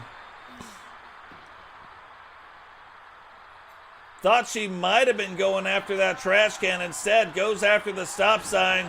Is that stop sign going to be able to end it here right now? 1, 2.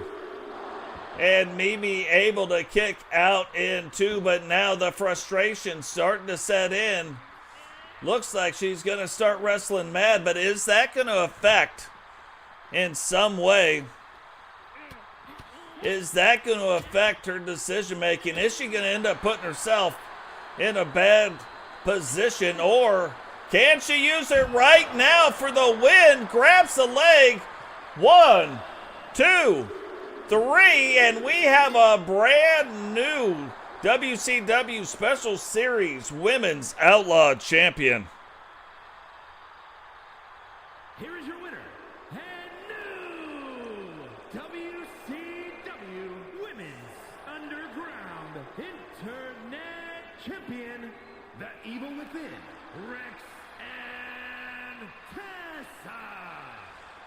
So Repentia, brand new Women's Outlaw Champion.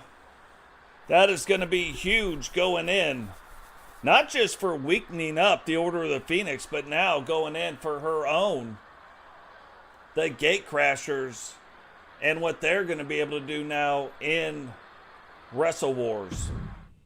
So down to the final 2 matches of the night. Coyote Cam getting his shot tonight at Eagle Star for the light heavyweight championship, and in the main event, a fatal 4-way tables match for the hardcore title.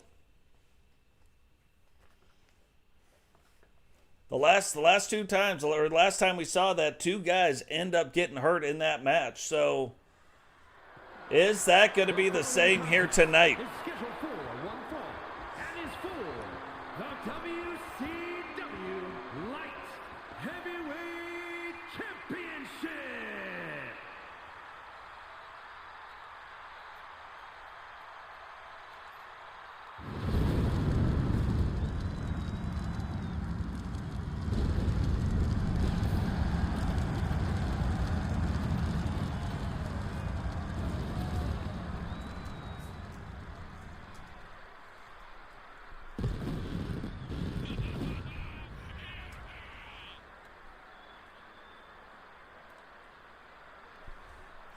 So Cameron, a part of D-Generation X 2.0, making his way down to the ring. And while this has no implications on Wrestle Wars, it does help him out individually. This could help give him a boost. D-Generation X 2.0 sitting at position number 5 right now. So winning a title, helping get the individual wrestler a boost, definitely helpful. Now, look at this brand new design on the mask of Eagle Star, making his way down to the ring, newly crowned light heavyweight champion. Definitely wanting to make sure that him and the Four Horsemen hold on to their title belt here tonight. Four Horsemen sitting at position number 6 so far. Now, just moved up. Totes ends up getting the win. And again, this has no direct correlation on Wrestle Wars points-wise, but the title belt definitely helps out the team who is holding it.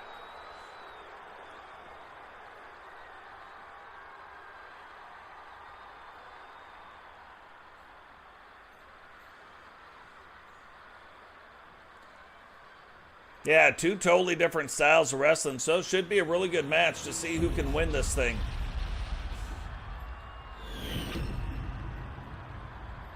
Introducing the challenger from Harlingen, Texas, weighing in at 205 pounds, Coyote.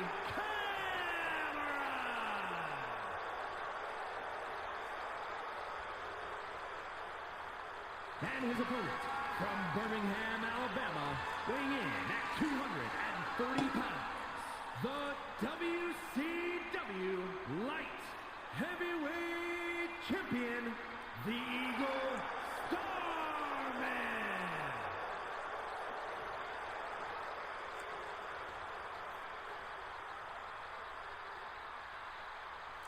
So, looking at 2 completely different styles of wrestling, you got Cam, who likes to take it off the top rope, likes the high-flying stuff, likes to do the springboard, likes to do, like, the high-risk, high-reward maneuvers, and then Eagle Star really likes to punch you in the mouth. So, which one of those styles is going to allow that person to walk out with that light heavyweight title here tonight?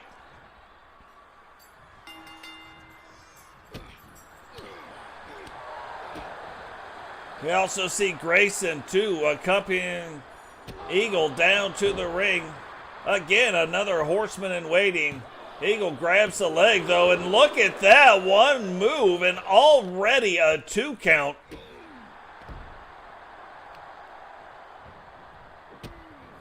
And that is the kind of thing, though, that happens. You know, when you're looking at like a powerful wrestler, you might be able to get 5 or 6 moves in, but it might only be as effective as one of their moves at the end of the day. So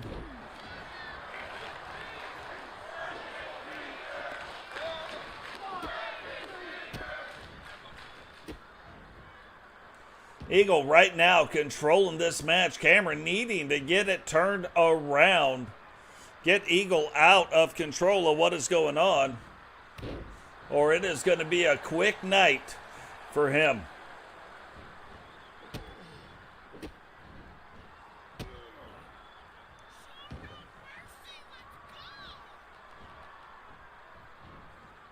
I got to really write down who is doing this particular move right here and take it out.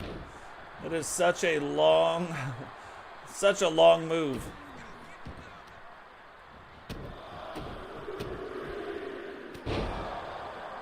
But Eagle now starting to get it rolling, grabs the leg, 1. And now only a 1 count. And you can see him really working like that midsection, like that back area.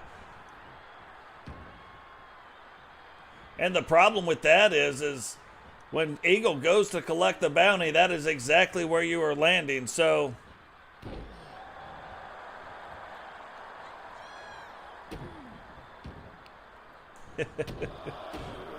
that is also what I say.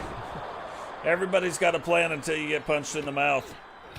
What is going on? Cowboy John, welcome to the stream, brother. Guys, remember, I don't think I've said it the entire match or the entire show. Drop a like on the video. Subscribe if you're new. Turn on the bell notification so you don't miss any time we go live. Share the video. Very helpful for the channel and the growth. Let people know what we're doing out here. And if you want to get involved, join our Discord. I'm going to post the Discord in the chat right now. But join the Discord. Get involved. Right now we've got one open spot. But we could have some more spots opening up soon. The more active you are, the more inclined I will find you a spot. Referee already up to a 2 count. We've got to say this. The title belt cannot change hands on a count out. You can win the match, but it is not.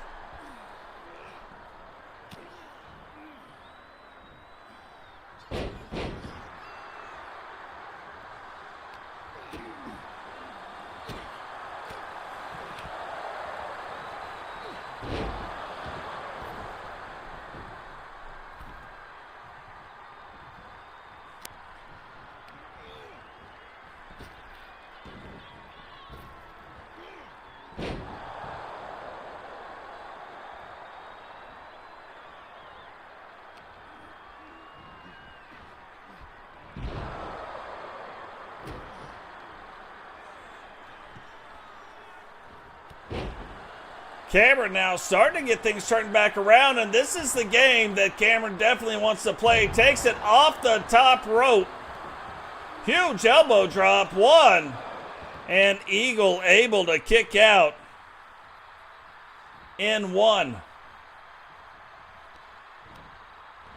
Cameron now picking him up again. Another big slam, trying to grab the leg again.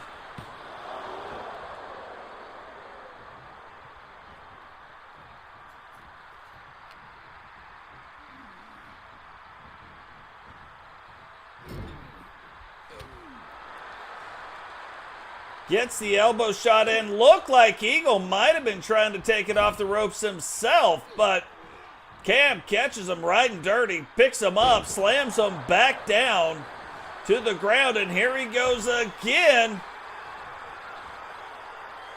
Eagle trying to get to his feet. Cameron grabs him. Huge neck breaker. 1, 2, 3. And we have a brand new WCW Light Heavyweight Champion. Here is your winner, and new WCW Light Heavyweight Champion, Coyote. It is crazy. The Light Heavyweight Championship, one of the most contested belts. And then you look at the beginning of it, and it's kind of got to make you wonder, like, oh my goodness, how could he be doing what he is doing? And then he comes back from that to go ahead and win the WCW Light Heavyweight title. So congrats going out to Coyote Cam. But again, I said this before, this could mean bigger and better things for sure. So, definitely something to keep an eye on. I'm going to go grab something to drink one more time while these guys head down to the ring. It is the main event of the evening. WCW Hardcore Championship on the line. 4-way table elimination match. And if you remember the last one, you are not going to want to miss this.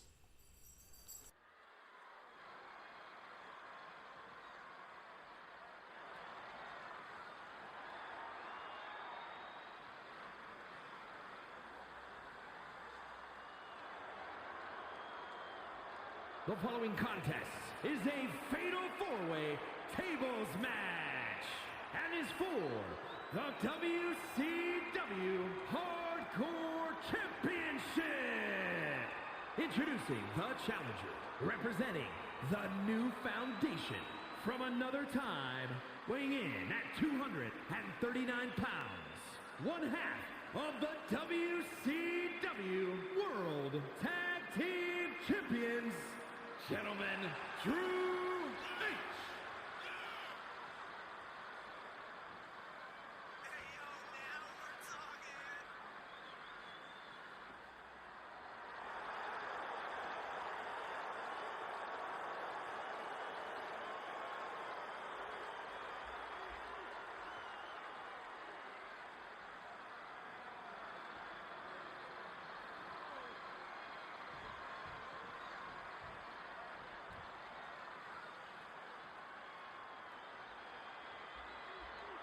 And introducing the challenger, representing the Maniacs, from Pangea, weighing in at 272 pounds, the Milkman, Maniac!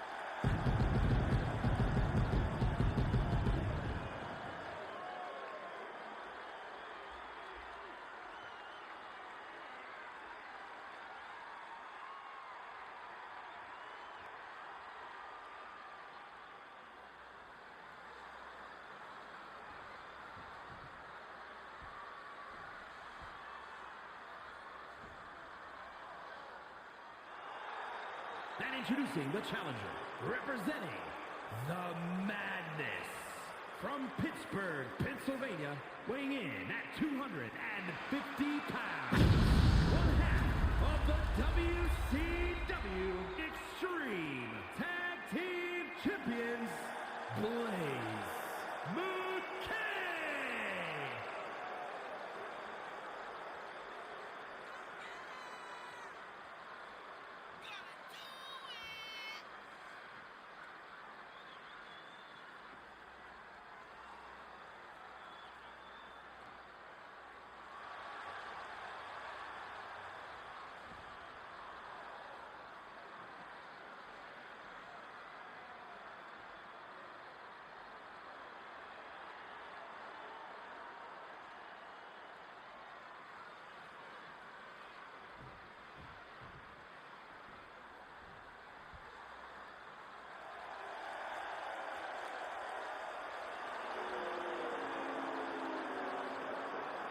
And introducing the champion, representing the Bikers, from Authority Megacorp HQ, weighing in at 382 pounds, the WCW Hardcore Champion, the Dog.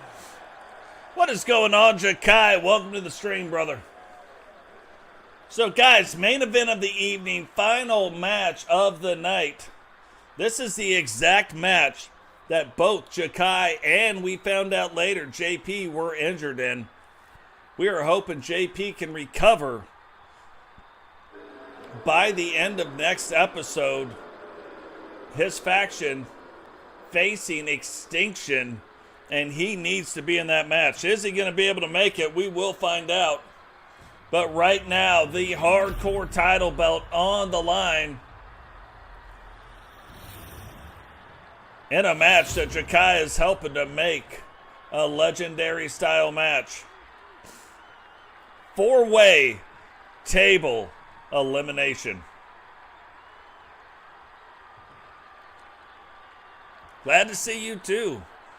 Yeah, it's good to see all you guys. Typically, we're not streaming on a Sunday, but we are going on vacation starting Wednesday, and we'll be gone for just about a week. So Gonna try to get in this one, maybe one more before we leave, and then it'll be off. But Milkman, who at one time we thought was gonna be really vying for the world title, was never able to really grasp the title belt when he had his shots. Drew, brand new, ends up winning the WCW Tag Team titles for the New Blood and helped the New Blood avoid elimination. Ended up getting eliminated in the next round, but still, that took them out of the extinction that could have happened where they lost their faction altogether. Blaise McCoy, same thing, now getting his shot at a hardcore title. I've said it before, Blaise kind of like our Brock Lesnar. And as soon as he gets rolling, it's going to be crazy. Now you look at Drew and you think, oh, really big wrestler. Drew weighs 239 pounds at the end of the day. Now, he is 6'7". So there is that. Drew trying to set up the table. Digital trying to stop him. Milkman grabbed it though. And Drew back to trying to set up the table. Hits Blaise with it. Throws it and hits Digital. Ducks out of the way of Milkman, but Blaise already back up to his feet. And able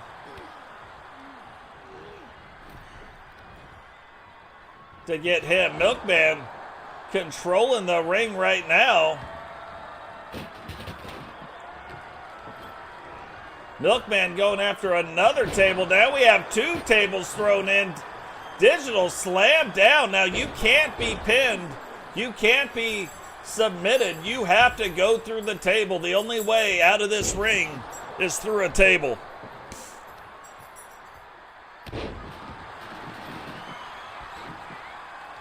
Oh, Drew trying to run somewhere.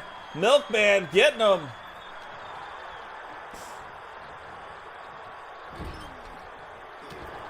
Milkman getting him, then putting him up against the thing. Digital trying to get back into the ring.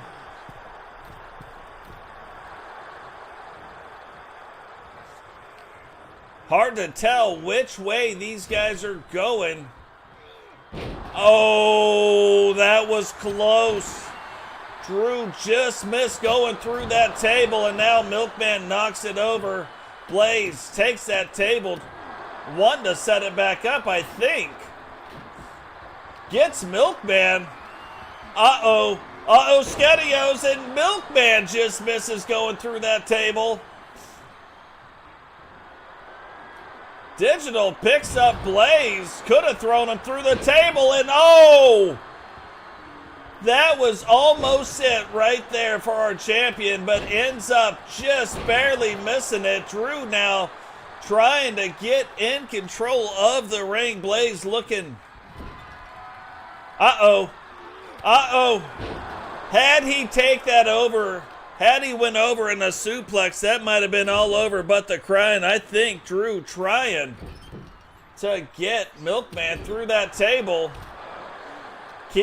Milkman keeps missing it and ends up in the corner. And again, with all these smashes, all these slams, all these different moves going on around the table, I am shocked how many people have missed it, but not going to miss this one. Drew just put Blaise through that table, and now there were three.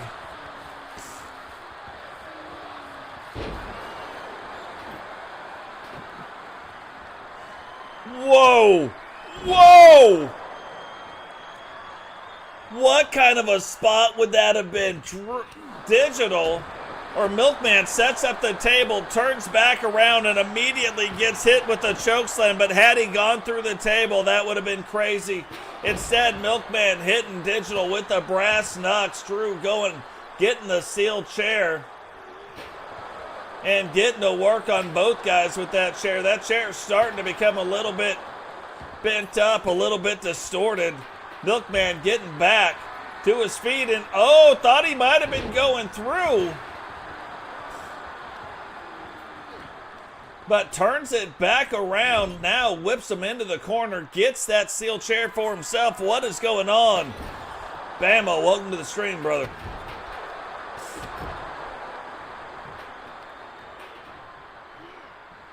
Milkman now grabbed him. Digital still on the outside. Ends up throwing Drew to the outside. And look at that. Threw him to the outside and then brings him back. And puts him through the table. Now it is down to Milkman and Digital Dogs. Can Digital retain his title belt here tonight, or will Milk do a body good?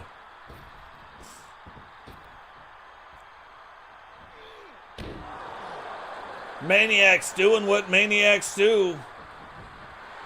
Digital getting back to his feet. Milk, though, keeping going after him. And look at all the carnage. Tables everywhere. Pieces of tables everywhere. Milk going for another table. Apparently didn't want to bring it back into the ring, then thought, wait a second. It's a tables match. Maybe we should go get this thing. Let me slide that in to the ring here real quick. And right now, we have seen Milk kind of on another level right now, really controlling what was going on. It's kind of the level that we saw Drew on now. Digital trying to turn it back around.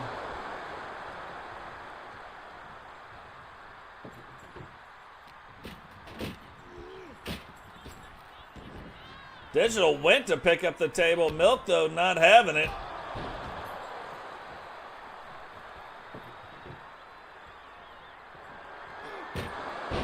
And hits Digital with the table. Throws the table at him, and the table ends up sliding back out of the ring. Milk having to go back after the table, throwing it back in to the ring.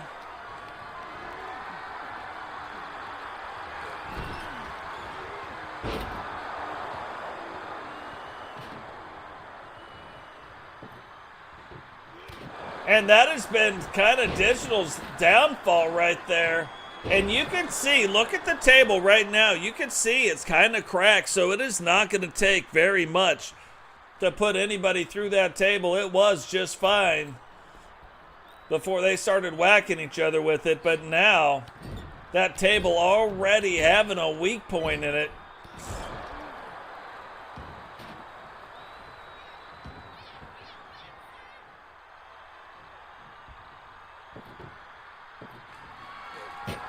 Oh, takes him, hits him again. Now sets it up, so we've got a table set up.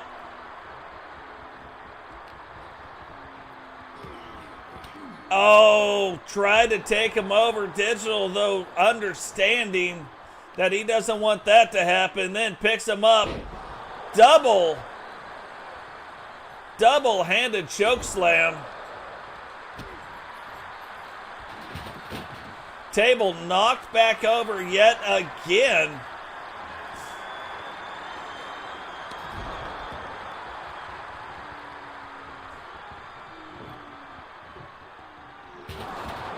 This time he takes it. He goes, every time I've picked up this table, it has been knocked out of my hand. So he picks it up, throws it across the ring, hits Milk. Milk, though, still turning it back around.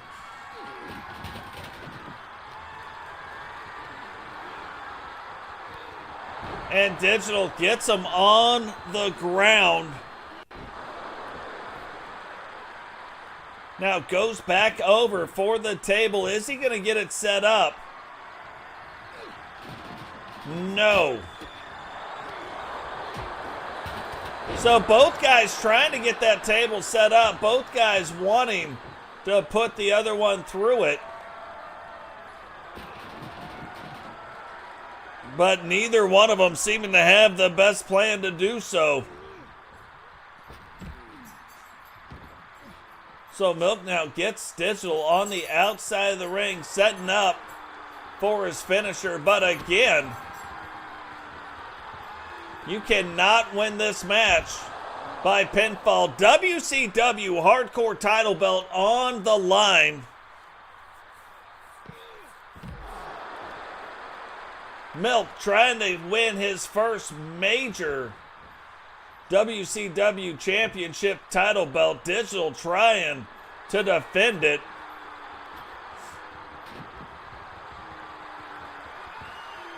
Milkman now having that table set back up, playing it up to the crowd, but sees Digital coming back in. Takes him, whips him into the ropes. And again, it makes you wonder if he falls a different way, does he end up going through the table?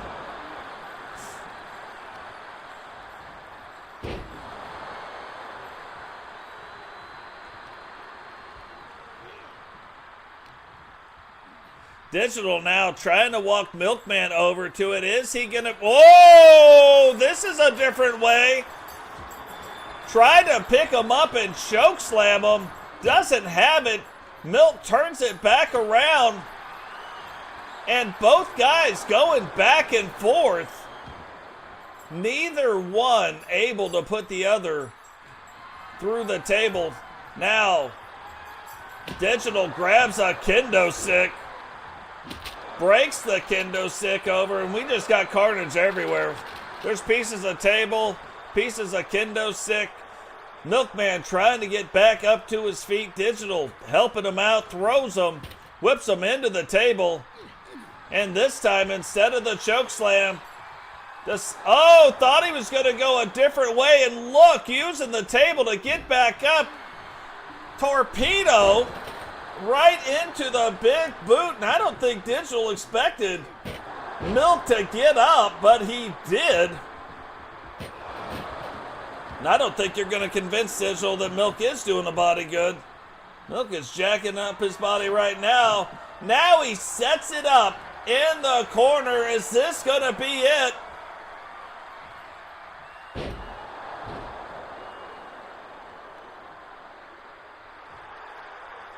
Now Digital calling for the end of the match.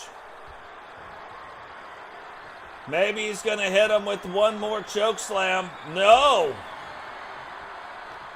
Milk, though, sees it set up, whips him into the corner. We may have a brand new WCW Hardcore Champion, and we do. Milk ends up winning the four-man tag team, or four-man table elimination match. WCW Hardcore Champion, the Milkman Maniac! What is going on, Iffy? Welcome to the stream. You had a really good match. You'll definitely want to watch it back for sure. So congratulations going out to Milkman. Milk winning the Hardcore title belt in a four-way table elimination match. Like, just absolutely brutal match. He comes out on top. Looked like it could have went either way. Back and forth it went. And this is the way it ended up going. Guys, thanks for everything you guys do. Remember, drop a like on the video. Subscribe if you're new. Turn on the bell notification so you don't miss any time we go live. Share the video. We'll be going on vacation here shortly, so won't have a lot of live content. The live show will be down probably for the next 10 days. If we can get another one in, we will, but I highly doubt it. Never know, though. But yeah, for sure, we're going to be down in Texas, down in the Gulf. So,